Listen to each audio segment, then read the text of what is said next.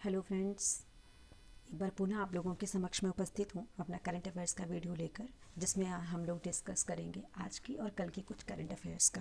अगर आपको वीडियो पसंद आता है तो प्लीज़ आप इसे लाइक करें, सब्सक्राइब करें और शेयर करें। पहला क्वेश्चन है कि हाल ही में विश्व धरोहर दिवस कब मनाया गया। पहला क्वेश्चन है, हाल ही में विश्व धरोहर दिवस कब मनाया गया, यानी कि वर्ल्ड हेरिटेज डे।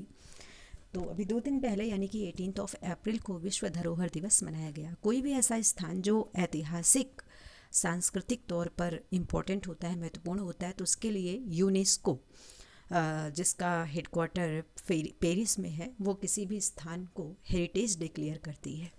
तो 18 अप्रैल को विश्व धरोहर दिवस मनाया गया। इंपॉर्टेंट क्वेश्चन बन जाता है कि विश्व धरोहर दिवस कब मनाया जाता है, तो 18 अप्रैल को मनाया जाता है। और अगर इसकी थीम की बात करें तो वर्ष 2020 के लिए इसकी जो थीम थी that was shared culture, shared heritage and shared responsibility. UNESCO के बारे में देख लेते हैं। यूनेस्को का फुल फॉर्म होता है United Nations Educational, Scientific and Cultural Organization. इसका हेडक्वार्टर पेरिस, फ्रांस में है। ठीक है, चलिए अगला क्वेश्चन देखते हैं।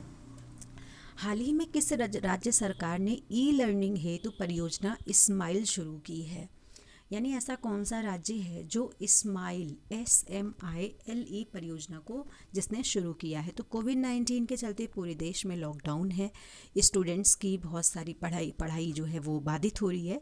इसको लेकर प्रत्येक राज्य सरकार अपने यहाँ कोई ना कोई स्टेप उठा रही है, और इसी क्रम में राजस्थान सरकार के द्वारा एक परियोजना शुरू की गई है जिसका नाम है इस्माइल।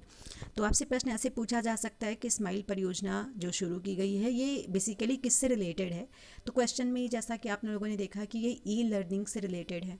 दूसरी चीज़, ये जो प्रोजेक्ट है ये विद्यार्थियों, शिक्षकों को ऑनलाइन पठन पाठन से जोड़े जाने का प्रोजेक्ट है, यानी ये स्टूडेंट्स को टीचर्स के से कनेक्ट करता है, और जो मीडियम होता है वो होता है ऑनलाइन। अगर इसकी फुल फॉर्म की बात करें तो इसका फुल फॉर्म होता है social media interface for learning engagement, यानी S से हो जाता है सोशल, M से हो जाता है मीडिया, I से इंटरफेस, M से फॉर लर्निंग इंगेजमेंट, इंगेजमेंट का E का इसका ले लेते हैं, लर्निंग L। ठीक है, तो इस्माइल इसका फुल फॉर्म हो जाता है social media interface for learning engagement. तो आप इसका फुल फॉर्म याद रखिएगा, फुल फॉर्म इसका बहुत इंपॉर्टेंट है। नेक्स्ट क्वेश्चन है कि हाल ही में किसने स्पोर्ट्स मोटरसाइकिल ब्रांड नॉर्टन का अधिग्रहण कर लिया है, तो वो है TVS मोटर। नेक्स्ट है कि हाल ही में किस राज्य सरकार ने SS corona app mobile app launch किया है। तो केजरीवाल जी की सरकार, दिल्ली में इसे लॉन्च किया गया है, और इस ऐप का जो बेसिकली यूज़ है वो है कि डोर टू डोर सर्वे के लिए, यानी ये प्रत्येक घर में जाकर कोरोना का सर्वे करेंगे और ये चेक करेंगे कि कहीं कोई ऐसा व्यक्ति तो नहीं जिसके अंदर कोरोना के लक्षण हो, या लक्षण ना हो तो भी उसकी रैपिड टेस्ट किया जाए। क्योंकि केजरीवाल जी की कल की जो प्रेस कॉन्फ्रेंस में थी उसमें उन्होंने कहा था कि हमारे यहाँ 150 से ज़्यादा ऐसे पेशेंट हैं जिनमें कोरोना के कोई भी सिम्टम्स नहीं थे, फिर भी वो कोरोना पॉजिटिव पाए गए। चलिए अगला क्वेश्चन देखते हैं। अगला क्वेश्चन है कि हाल ही में वर्ल्ड बैंक IMF की विकास समिति की बैठक में भारत का प्रतिनिधित्व किसने किया। तो हमारे देश की वित्त मंत्री जी ने इसका प्रतिनिधित्व किया था, और जो ये मीटिंग थी वो 101वें नंबर की मीटिंग थी। कल की वीडियो में हम लोगों ने देखा था कि इसकी जो ये मीटिंग संख्या थी, जो बैठक थी, वो 101 थी। फिर है इसके बारे में भी कल की वीडियो में है, आप देख सकते हैं कि हाल ही में किसने मोबाइल पथ मोबाइल ऐप लॉन्च किया है, किसान मोबाइल पथ मोबाइल ऐप लॉन्च किया है। तो हमारे देश के जो कृषि मंत्री हैं नरेंद्र सिंह तोमर, उनके द्वारा ये मोबाइल ऐप लॉन्च किया गया है, और इसका जो यूज़ है, यानी ये जो इस पर्पज़ है that is food supply. Lockdown में जहाँ जहाँ पर भी ट्रक फंसे हुए हैं या जहाँ जहाँ पर ट्रेन है, तो जिनसे कि फूड सप्लाई की जाती है, तो उसमें कोई किसी भी प्रकार की कोई बाधा ना उत्पन्न होने पाए, इसके लिए उनकी समस्याओं को सॉल्व करने के लिए ये एप्लीकेशन लॉन्च किया गया है। नेक्स्ट क्वेश्चन है कि हाल ही में किंगडम के ब्रांड एम्बेसडर कौन बने हैं। तो रोहित शर्मा क्रिकेटर हैं। हाल ही में IMF की रिपोर्ट के अनुसार किस महाद्वीप में इस वर्ष वृद्धि दर शून्य रह सकती है। तो ये थोड़ा सा क्वेश्चन परेशान कर सकता है, क्योंकि IMF की रिपोर्ट के अकॉर्डिंग एशिया में वृद्धि दर शून्य रह सकती है। एशिया पिछड़े महाद्वीपों में आता है हमारा महाद्वीप ये। और कोविड-19 के चलते पूरी दुनिया में इस समय मंदी का दौर है, जिसमें एशिया में वृद्धि दर 0 रह सकती है। हाल ही में कोविड-19 के लिए रैपिड टेस्टिंग करने वाला पहला राज्य वो है राजस्थान।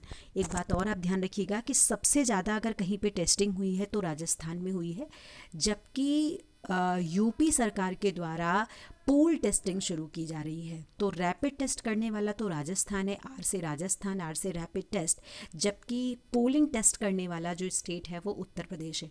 तो आप इसका पी और इसका पी ध्यान रखिएगा, और आर राजस्थान का याद रखिएगा, आर का रैपिड टेस्ट याद रखिएगा।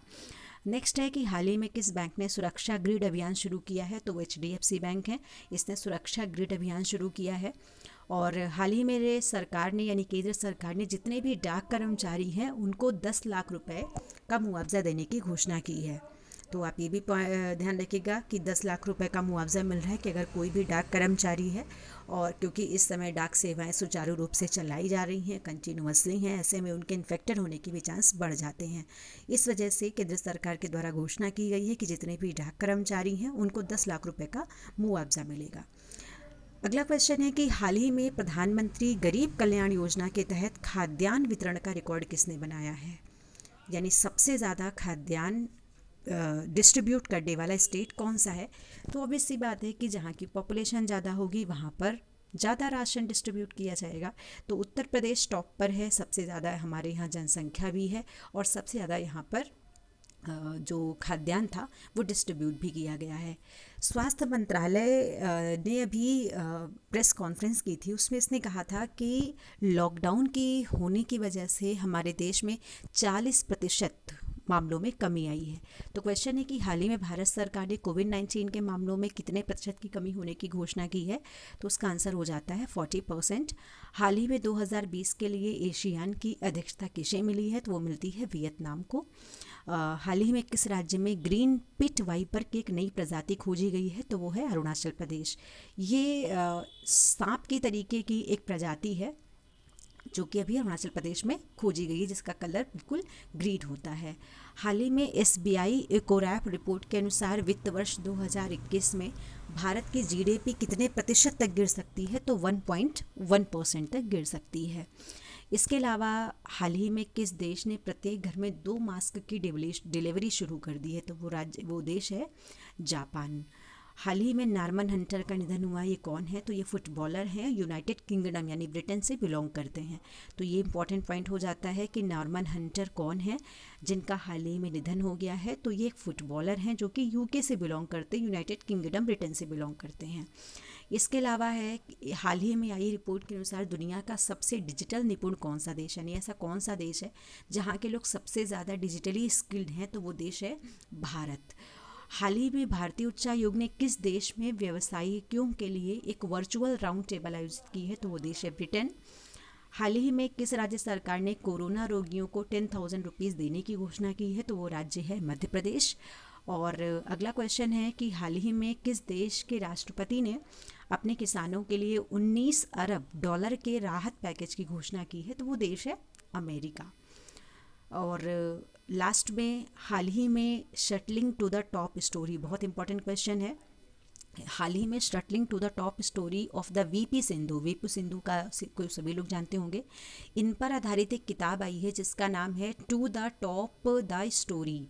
तो इस किताब के राइटर कौन है, तो इसके राइटर हैं कृष्णा स्वामी VP।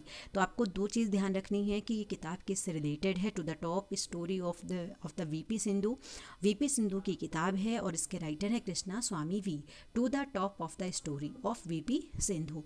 इसके अलावा अगला क्वेश्चन है कि हाल ही में ITTF वर्ल्ड रैंकिंग 2020 में कौन शीर्ष पर रहा, तो वो व्यक्ति हैं फेन जेंडोस।